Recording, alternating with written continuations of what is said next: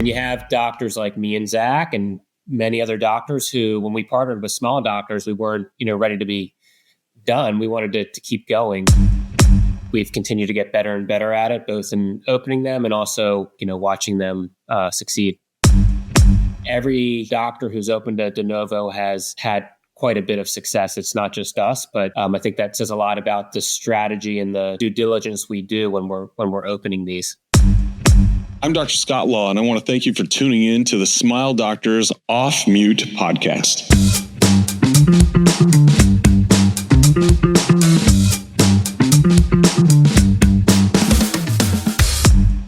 All right. Well, welcome to the Smile Doctors Off Mute podcast. We are so excited today. We've had a ton of excitement, tons of questions around our De Novo opportunities and what that entails, how it is to be on the inside track. And I thought, what better than to get two of our greatest doctors who have had just extreme success in their careers doing De Novos to share their experience on how it's gone with Smile Doctors.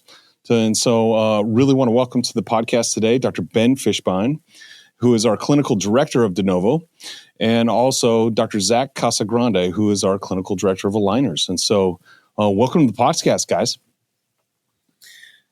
Thanks. Always a pleasure to be here. All right. Sweet. Happy to be here. Yeah. Well, would you guys mind giving some of our listeners just a little bit of the background on De Novo? Ben, would you mind chiming in a little bit about what is it? Why do we form this? And little of how long we've been doing it, all that good stuff. Sure. So we've been really doing it or opening them since 2023, although we had the idea, a year or so before that. And you have doctors like me and Zach and many other doctors who, when we partnered with small doctors, we weren't, ready to be done. We wanted to keep going. So with the De Novo program, me and Zach and many other doctors have been able to continue growing our practices, not only organically within our core offices, but also opening new locations. And, at this point, we've opened up Small Doctors has opened up more than 10 De Novos, all doing super well. And we've continued to get better and better at it, both in opening them and also, watching them succeed. Okay, so we'll jump right to it. So, Ben, what is super well? What define that? Just give some ranges on how performance has been. Sure. So I'll speak for me and Zach here, but we both opened in 2023 and mid to late 2023, and both of our first De Novos have now each produced more than $7 million. Each. So in the first year alone, we each did over $3 million in our first De Novos. Now, Zach has multiple De Novos partnered with small doctors. I have 3 De Novos opening in the next 6 months, so I'm hoping to catch up to Zach. But every doctor who's opened a De Novo has had quite a bit of success. It's not just us, but I think that says a lot about the strategy and the kind of due diligence we do when we're opening these. 100%. I think it's something that Smile Doctors really wants to lean in on, because it seems to be that we've figured out where to put them, how it all happens, and how to make them successful, but very quickly. Zach, share your experience a little on you did De Novos before Smile Doctors, is that right? So you have some experience in this. Yeah. So to me, it's very simple. You can do things really well on your own, and you can do things really bad on your own, or you can be somewhere in the middle, or you can know that you're going to do things really, really well with the help of other doctors and a support staff that has done it prior. So for example, I had 4 locations of my own prior to joining Smile Doctors in 2020. Ben and I both joined within a month of each other. So we kind of have a similar path. Ben, correct me if I'm wrong, Ben had double that. He had 7 or 8 at the time he joined. So that's a total of 12, De Novos that we had. Maybe you had bought one of them or something. You had told me prior. So true startup practices, and you have the best doctors in the country that have made mistakes and have had success. And so you combine what we've all learned, and now we have this formula where I would never call anything foolproof, but it's pretty darn close to foolproof. So I had 4 prior practices of my own that have now merged with Smile Doctors, and I currently am working on my 3rd De Novo. When I say working on it, we're building it as we speak. Location's great. The first 2, locations, from picking where it's going to be all the way up to, carrying everything out, seeing patients that first day, and now 2 years in, we have massive support of Ben Fishbein, Amanda Gallagher, Matt Lineberger, Scott Law, all who have run massive practices, in their past. And Ben gave you some of the numbers, but it just works. It works really well, and it's a lot easier doing it with a group like this than doing it on your own. So I get a lot of questions around Smile Doctors, right? All the doctors ask, hey, well, what does control look like? Do I get to make decisions? Do I have autonomy? All of that. How does it look when you're going into a build or choosing a site, or what is that, Ben? So how would a doctor be involved going into that? Yeah, I mean, I would say you get as much control as you want. To be honest, I don't. For me personally, I don't like making every interior design decision. So, fortunately, we have a great interior design team in Smile Doctors that has made that a lot easier for me. We have a great, I don't know his official title, but I'll call him a construction consultant, which is Shane Lynch. We got Jason Huggins, who's make sure that your lease or you're not getting screwed over, which I was screwed over plenty of times before joining Smile Doctors. And you also have a broker who helps you find locations, or you can find them yourself. But I use our broker all the time because they can do a better job than I can. So a lot of resources that make your job really easy, and you can honestly be as involved as you want or not. I mean, I could literally probably open an office and go find the location, and then the next time I walked in could probably be seeing patients. I like to see, I like to go in a little more often because I love the process, but we've really, I think, got a good system down to open these new offices. I love it. What's kind of the marketing component you've experienced, Zach, as you've built these out? How do you get it? How do you ramp them even before your doors open? Yeah, kind of like what Ben said. You do what you like doing and what you're good at, and you try to delegate what you're not so good at. So Ben doesn't like dealing with the lease part of it. Not many of us do. I love the marketing piece. So that's something that I've always been highly involved with my practices from the first day I opened my first location, 20 years ago to now. I'm not the one that hires clinical assistants. I am the one that's there for my marketing people. So we have a system now. That's what's great. And so you have, Ben's a big marketer too. Amanda Gallagher, big marketer, Matt Lineberger, big marketer, BJ Bagia, big marketer. So what has worked in the past? What has been successful? And you go back and we track everything and we come up with a game plan. So we literally have a calendar for my new location in McLean. And I know that next week I have to have X, Y, and Z set. I can be the one that decides X, Y, and Z, or I could delegate that to my team or our support staff. And then we move on from there. Obviously you can't wait to market until you open. So, I mean, we know that. So everything has to be set up properly. Fortunately, like I said, this isn't the first time we've done it. So we kind of know what's too early, because there is too early, and we know what's too late, and we've honed in on what works. I love it. So I know through the course of our De Novos inside of Smile Doctors, we've had different people who, as you said, love the marketing side. They're very good at it. They've grown their practices with that. But we've also have some doctors who have never owned on their own. And so they came in as associate doctors, joined Smile Doctors, and then opened a practice, a De Novo, in this way. And so they didn't have a whole lot of marketing knowledge on the, prior. How does it go for them? Are they as successful, or what does it look like?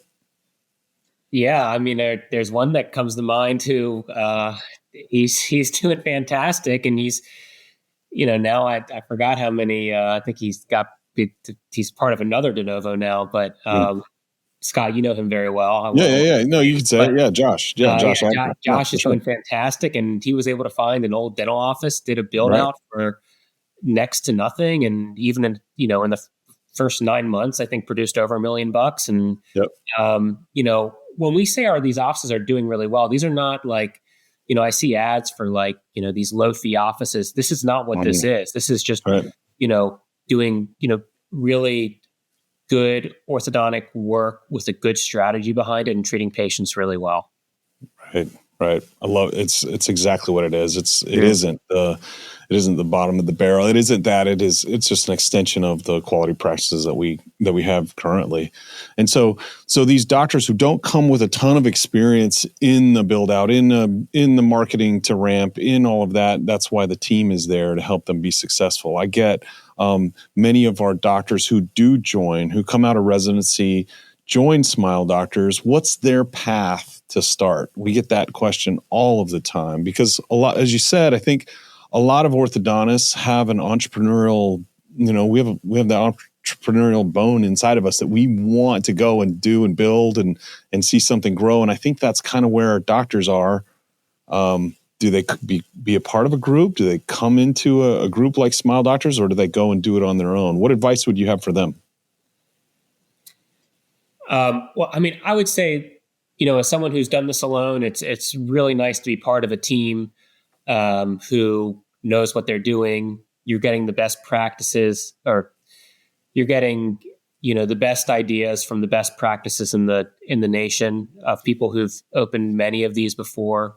And then on top of that, you're working with real professionals who know what they're doing.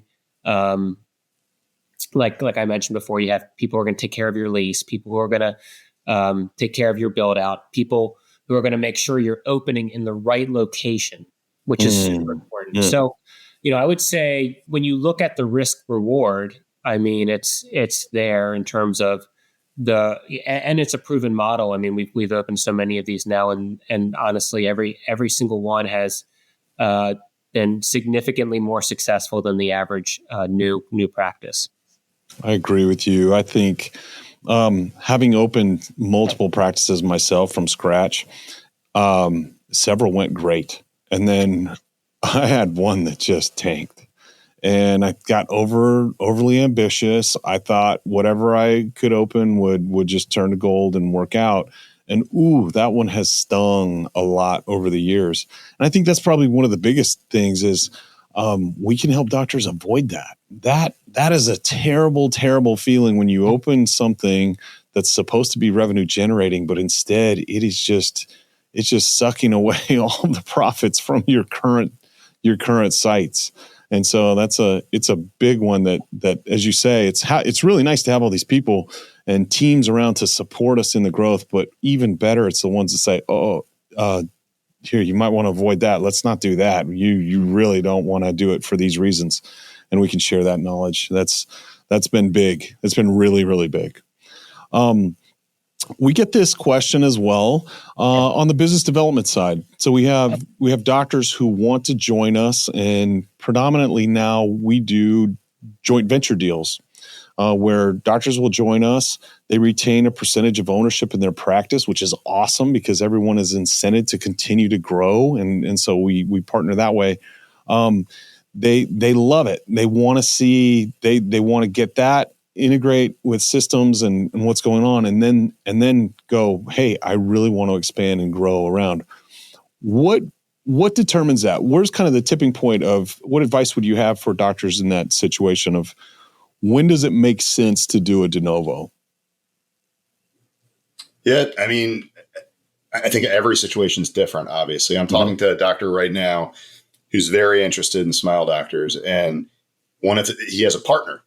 Yep. So he's always had a partner, but their situation is unique in that the partner is on his way out. So he's 15 years older than my buddy who I'm talking to, and he has no interest in opening another practice at this point in his career.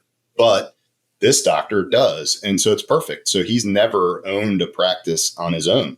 So those of you that are out there and you're thinking about joining and it just doesn't make sense because I have a partner. So Ben and I both owned 100% of each of our practices.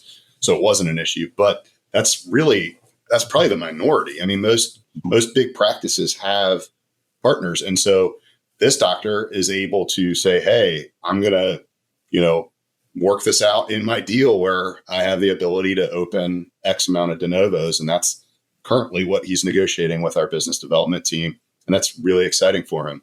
Yeah, I love it. That's fantastic. Yeah. I think that if you think about it again, we'd mentioned earlier that incentives align when we have that. I think all of us who join Smile Doctors know that it takes a great deal of work for things to be successful. And so the idea that people are going to come into Smile Doctors, join on, and then just skate, that doesn't happen. And so it's very much how can we work and achieve, to grow these practices, but it's in which ways. Where do we pay attention even more specifically? Where do we put the doctor focus even more and better? And it comes down to these de novos. It's the same way, but really getting our doctors aligned that way where they win financially, the patients win because higher level of care, and we just broaden our net all the way around. It's awesome. Very cool. What have been some surprises through the de novo process? Do you guys think what surprised you? Well, I mean, I think the performance has been a pleasant surprise, not just for me and Zach, but everyone who's doing it is happy. I mean, we polled actually everybody at the last Smile Doctors summit meeting, and everybody said the process was great, and they're super happy with the numbers, super happy with the profitability. So that's a good surprise. I think another surprise is the amount of due diligence that's done prior to opening these. I can tell you, I opened a bunch before, and when I would open prior, I just kind of go with my gut, which is great, but not at a large scale. So I think the way we decide where to open practices, along with talking with the doctor who wants to open it. I mean, looking at the current patient plot, looking at the competitors, looking at the schools in the area, looking at the potential referral patterns, looking at the general dentists, looking at the pediatric dentists. I think the surprise to me is how well I think we've got it dialed in. Yeah, I would agree. I know I do have to admit, when I was hearing the numbers that were being put out, I had to see the report for myself. Because I know how competitive you guys are. Ben and I went back and forth. He's like, okay, because mine was a couple months ahead of Ben's, and I'm looking over my shoulder. I'm like, where is he? I was looking at Zach's schedule. I was looking at his new patient schedule at the end. Yeah.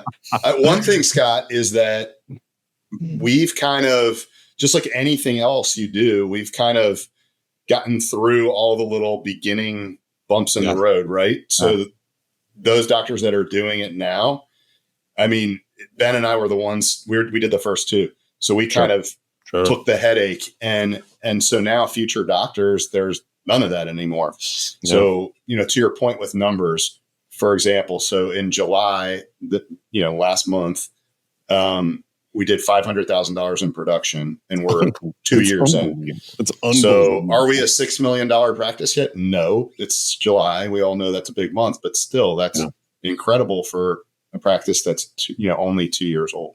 Right. It's really, really amazing. And so, when I was pulling the report and I'm looking, I'm like, are these really legit? Because that's hard to believe. I mean, 3 million in the first year, that's unreal. And yeah, absolutely. Pulled it, checked it. And I know you guys were checking each day because you're that competitive. And so it's funny like that. But no, it really is. It's pretty cool to see that the process is smooth, and we just have those big pieces. We have those dialed in pretty darn good. I'm sure we're going to find things as we go, as we expand this. We're going to find unique, nuance here and there. But for the most part, man, it's pretty great to have a team. And I remember someone said this a few years ago. It is amazing to wake up, every day you have a team member who wakes up and their sole focus is to advance the business in this one single area. And when you have alignment that way, all the way across, and as doctors, as, joint venture partners, we have this at our disposal to be able to go and advance our business. It is powerful. So powerful. I envy this because, man, I remember trying to get some of my de novos up going while I'm trying to maintain my current practice, grow that as well, and try and deal with all the contractors, the lease, the decisions, all the stuff at the same time. And yeah, it's fantastic what we have set up now, just to make it so much better for the doctors. They get to focus on what they do best, how they can uniquely grow that practice, and what it is. It's awesome. So how would it go? I know, Zach, you're heavy aligners, really, really heavy aligners. And Ben, you do a mix, probably not to the percentage that Zach does. How is that taken into account? Even the design, the workflows, the number of chairs, all of that. How's that considered during the build? Yeah, so we've all seen the evolution, right, of practices that were open bay with 10 chairs or 8 chairs or 12 chairs, whatever.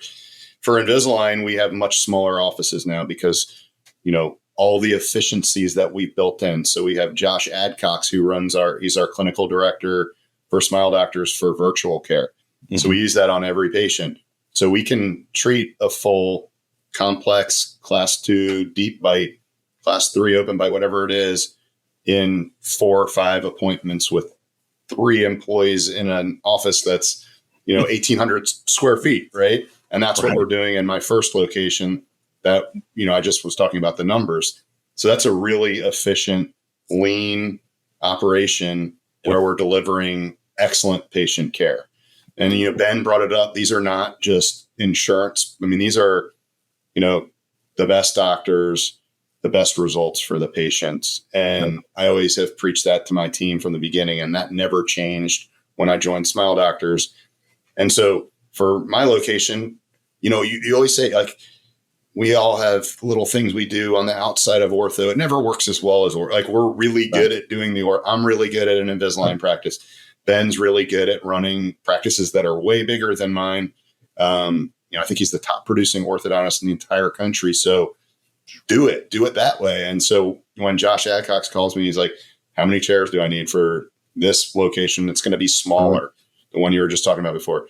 And I could explain how to do that. If he's like, I'm going to do, an operation more like Ben, he's going to Ben. So Ben's was totally different from mine. Yeah.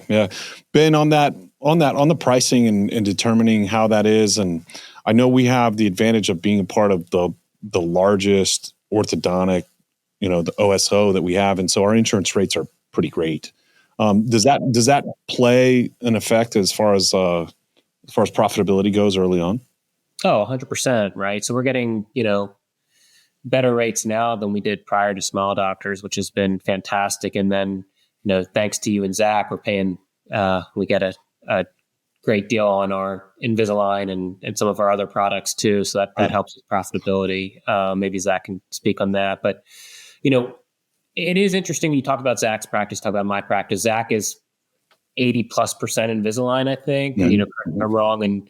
And, 20% maybe braces, and my practice is the inverse of that. So it's just interesting. We don't have, it's not cookie cutter. We can, design the right office for the right provider, depending on what that provider wants and what their strategy is. But I do think one other really strong part of Smile Doctors, particularly for somebody like me and Zach who want to open up more offices, or any other doctor who joins who wants to open up more offices, is we probably have the best recruiting team in orthodontics in terms of recruiting doctors. I mean, I've been able to recruit the best group of doctors I've ever had. And it's also way easier. And not only that, those doctors are being able to get things that I was not able to provide them. They're getting equity. They're getting bonuses. They're getting paid, significantly more than I was able to compensate them for. So it really is a win all around. Yeah, I totally agree. It is. I love our doctors, and man, it's such a nice thing to be able to unify the business and the clinical to do what makes the most sense and what will give the patient the best outcome. I mean, having technology at our disposal to be able to use in any way, just to increase the patient experience and the level of outcomes, it's just so great.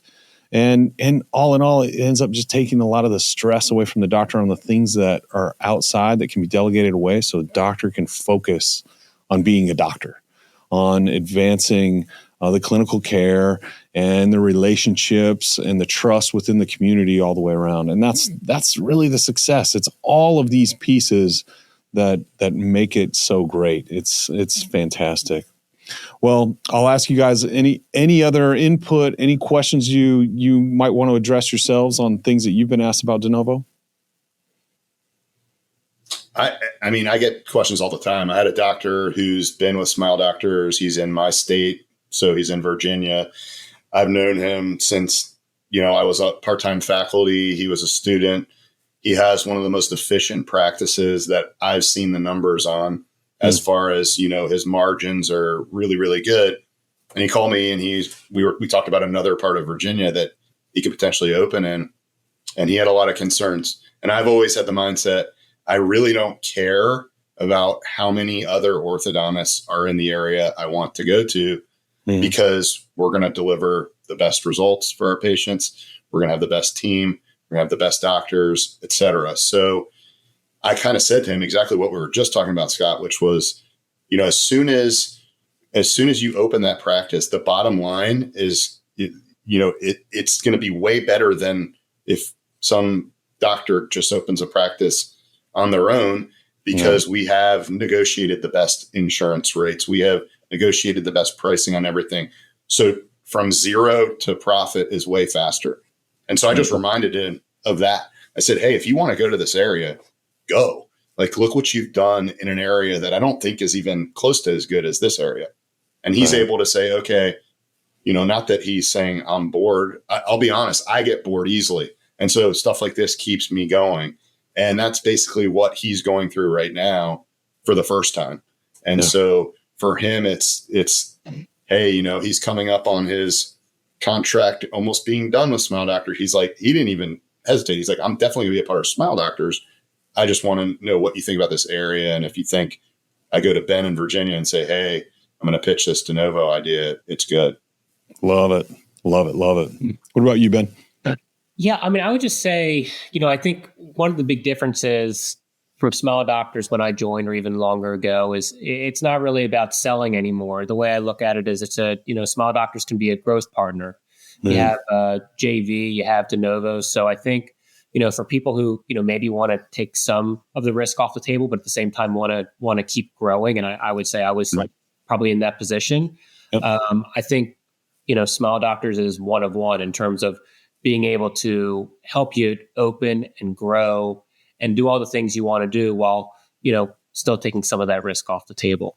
Yeah. Very, very well said. I think that's it. We all want to grow. We all want to provide the best for our patients and for our teams. And this is yet another tool that doctors have in their career in orthodontics and with Smile Doctors to do just that. You guys are fantastic. I look up to you. I love the way that you lead, the way you treat patients, the way you treat other people. And so thank you for being just amazing partners and influences in my life. So thanks for joining us and sharing all this today with our audience. Have an awesome day. Yeah, thanks for having us, Scott.